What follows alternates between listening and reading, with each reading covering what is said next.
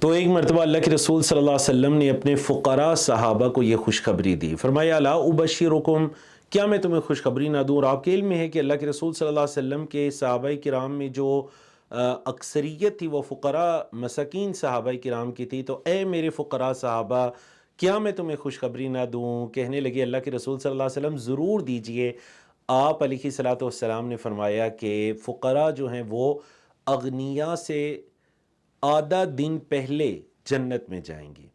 اور یہ آدھا دن کتنا ہے؟ قیامت کا جو دن ہوگا وہ 1000 سال کا ہوگا، جس طرح قرآن مجید کے اندر ہے۔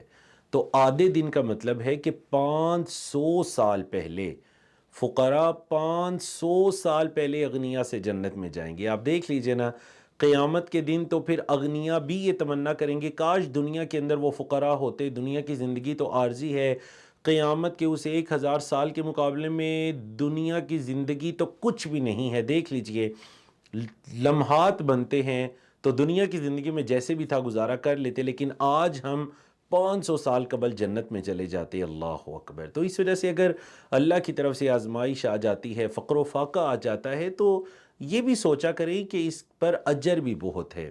جتنا مال ہے اس کا حساب کتاب ہے، وہ ایک آزمائش ہے۔ اور دوسری طرف اگر فقر و فاقہ ہے تو انشاءاللہ یہ جنت میں داخلے کا سبب بھی بن سکتا ہے۔